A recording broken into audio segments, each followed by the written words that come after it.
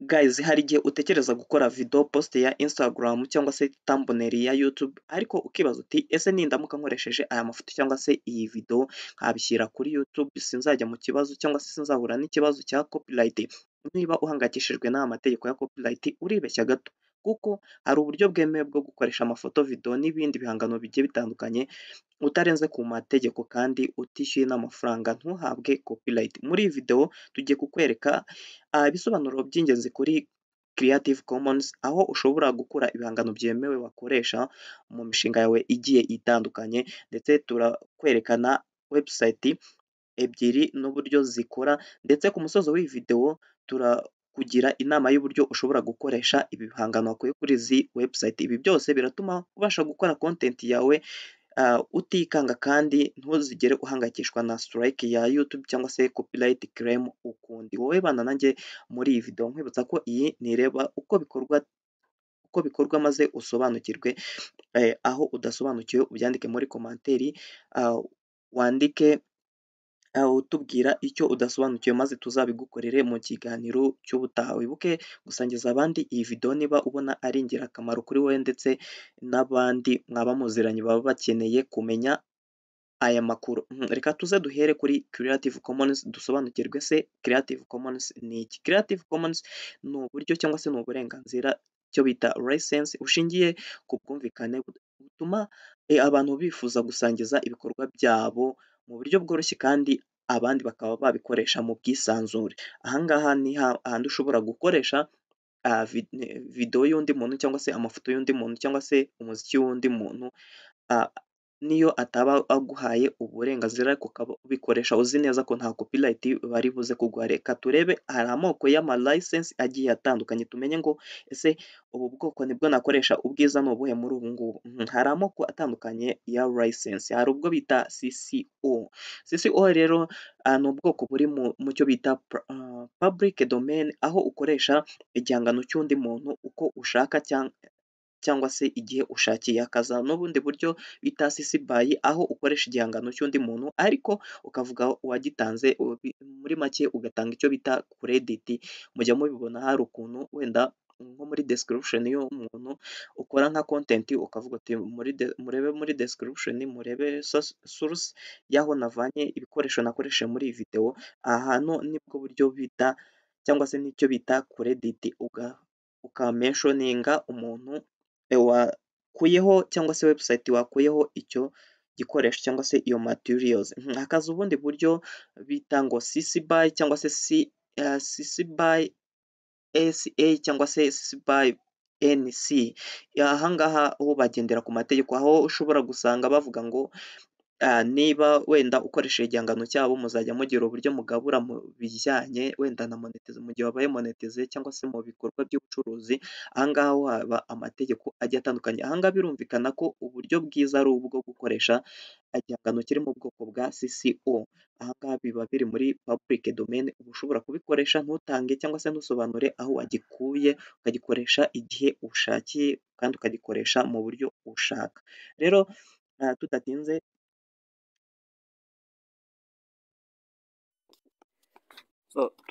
rero reka tuze hano muri Chrome turebe website ya mbere. Website ya mbere niyo bita pexels.com. uraza wandikemo pexels.com.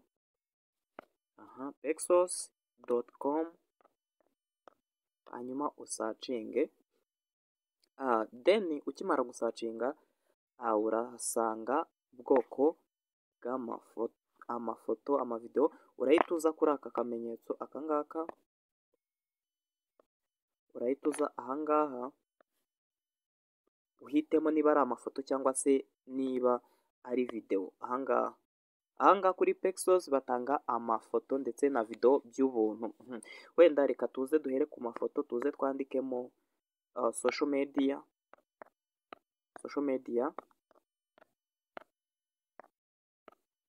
Reka dusacinge gutya. Uraza ugahita usacinga hejuru muri search cyangwa se ugakanda hano kuri keyboard yawe. Hano bahita bakwereka amafoto ajyanye na social media. Ahangaha icyo ukora nta kindi, ushobora kuza ugahitamo ifoto, ariko attention, ahangaha ni ukuvuga ngo hari igihe usanga hariho sponsorship cyangwa se hari abafatanyabikorwa n'iyi website. Izi foto ziri hano muri sponsorship, reka tuze tubigaragaze gutya neza utazibeshya ukadownloadinga izi foto. Izi ngizi zo kuri iStock, kuko akenshi mujya mubona ko haba hariho logo. Izi ngizi za sponsored photos, ahangaha urazitondera ahubwo ukareba izi foto zabo. Izi ngizi tuvuge wenda turashaka kudownloadinga iyi ngiyi, uraza ukakandaho gutya. Wamara kuyikandaho, ahangaha izi foto nkwibutsa ko ziri mu bwoko kureba license nanone. Kandi ahangaha mbere yo kureba license ushobora kuvuga uti ndadownloadinga original, ndadownloadinga large, medium. Murabona ko habagiye hariho quality cyangwa se karite z'amafoto. Iyi ni original, iyi ni large, iyi ni medium, iyi ni small, iyi ni custom. We hitamo quality ushaka. Wenda reka tuze duhitemo medium, ugahita uza ukadownloadinga selected size. Ahangaha uhita uza ukadownloadinga selected size, ubwo nyine idownloadinga size wahisemo. Ahangaha barakubwira ngo show some love to Pixabay, say thanks. Ahangaha ushobora kuza nk'iyi foto yaturutse cyangwa se niyo kuri Pixabay, ushobora kuza ugakopi. Ariko ahangaha murabona ko iyi foto iri mu bwoko bwa bimwe nababwiraga, iri mu bwoko bwa CC-O. Kanze mbereke.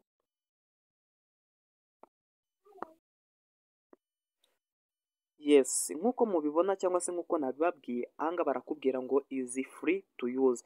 Iri mu bwoko bwa CC-O, hahandi twabonye ko amafoto cyangwa se video ziri mu bwoko bwa CC-O ari ziri mu cyo bita zifite license bita sorry gatoya, zifite license bita public domain. Okay, ziri mu cyo bita public domain. Ahangaha nta credit ushobora gutanga, ntabwo wandika aho wayikuye. So ahangaha nanone kandi ushobora kugenda ugafata video ushaka iyo ari yo yose, ukaba wayikoresha mu bikorwa byawe bigiye bitandukanye. Amafoto yose uragenda ugacekinga, ukabanza ukareba ko ari muri iriya CC-O. Hari n'igihe uzasanga ari muri CC-BY, gusa kenshi ahangaha kuri urubuga rwa Pexels uzasanga ari muri CC-O. Sasa tuze ku urubuga rwa kabiri. Ahangaha ni ukuvuga ngo Pexels itanga amafoto meza kandi ari free. Ushobora kuyakoresha mu bikorwa byihariye cyangwa se mu bikorwa by'ubucuruzi, ibyo ngibyo bigiye bitandukanye mu gihe wabaye monetize nta copyright baguhaye. Reka tuze noneho ku rubuga rwa kabiri twabayitiyemo uyu munsi, ari rwo bita Pixabay. Uraza n'ubundi wandikemo pixabay.com, wandikemo pixabay.com. Pixabay nayo ifite stock y'amafoto, noneho yoho ifite stock y'amafoto, ikagira illustration, ikagira video ndetse na audio. Ahangaha ushobora gusangamo amafoto ndetse na audio, mu gihe hariyo ushoboye gusangamo amafoto ndetse na video. Muri video y'ubutaha cyangwa se mu kiganiro cy'ubutaha ubyandike muri komanteri, tuzabereka aho ushobora gukura izindi materials nk'ama emoji cyangwa se ziriya icons mujya mubona zigiye zitandukanye. Ahangaha murabona harimo photos, illustration, vector, video n'ibindi byinshi naho bigiye bitandukanye. Gusa reka tugaruke ku mafoto nanone, dufate urugero kuri social media. Nanone aba ariho tuza gutya mu mafoto turebe. Nababwiye ko izi website za sponsored uba ugomba kuzitondera cyane, kuko akenshi amafoto yaho aba arimo logo. Ahangaha nanone kandi naho uhitamo, uraza ugahitamo karite cyangwa se image type. Ahangaha image size, ugahitamo niba ari resolution ubona nyine nini. Ikiza aba ari uguhitamo resolution nini kugira ngo ifoto yawe ize kuza imeze fresh, ukaza ugakora download. Hano barakubwira ngo by downloading you agree to our license. Image Pixelcart from Pixabay. Iyi ni ifoto iba yaturutse kuri Pixabay nk'uko nyine iyi platform ibigaragaza. Ahangaha ariko bakakubwira ngo free for use under the Pixabay content license. Ahangaha amafoto yaho nayo ni ubuntu, ahangaha kuyakoresha ni ubuntu. Ahangaha nawe ushobora gukuraho video, ushobora gukuraho indirimbo, ariko nanone ukitondera kureba ko indirimbo wenda ukuyeho, tuvuge niba ari audio cyangwa se indi video, itaba ifite license itandukanye. Urareba kuko iyo ugiye kudownloadinga barabikwereka. Reka tuze muri license yabo. Welcome to Pixabay. Pixabay is a vibrant community of authors, artists, and creators sharing your royalty-free image, video, audio, and other media. We refer to this collectively as content. By accessing and using content or contributing content, you agree to comply with our content license. At Pixabay, we like to keep things as simple as possible. For reason, we have created this short summary of our content license, which is available in full here. Please keep in mind that only the full content license is legal binding. Ahangaha barakubwira mu ncamake license cyangwa se amabwiriza, uburenganzira bwabo kuri iyi website. Mu ncamake iyo ushaka kubireba ukanda hari handitse ngo here. So ahangaha ni ukuvuga ngo hari ibyo bemera. What are you allowed to do with content? Ibyo wemerewe gukora kuri content, subject to the prohibited use. The content license allow user to use content for free, use content without having to attribute the author. Although giving credit is always appreciated by our community. Ahangaha ibyo wemerewe kuba wakoresha content zabo, wemerewe gukoresha content zabo ku buntu.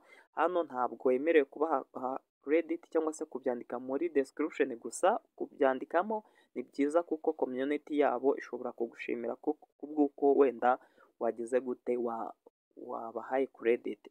Modify or adapt content into new work. Kubihindura ukabikoramo iyindi artwork yawe bireme. What are you not allowed to do with content? Ibyo utemerewe gukora.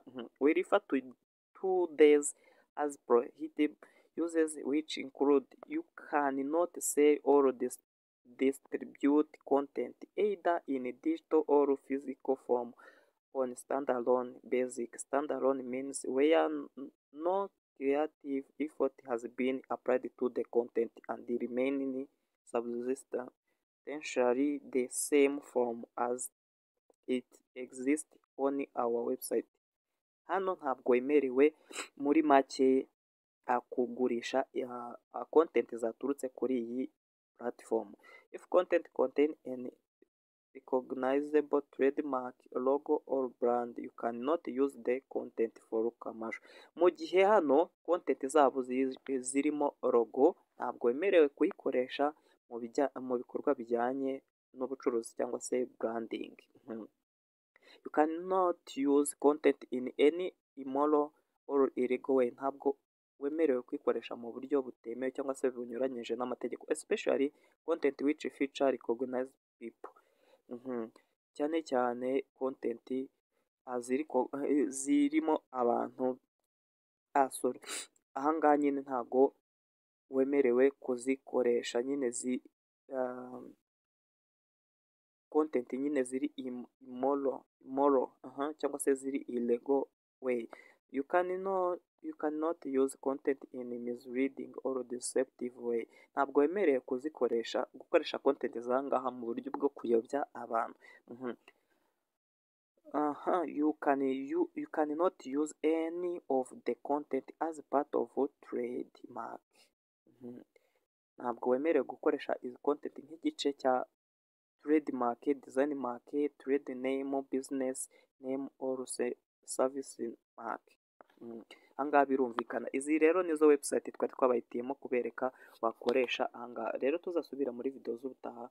Ciao ciao, mukomeze kugubwa neza. Iyi yari reba uko bikorwa maze usobanukirwe. Niba hari icyo udasobanukiwe byandike muri commentaire tuzabihereho tubikwereka muri video z'ubutaha. Ciao ciao.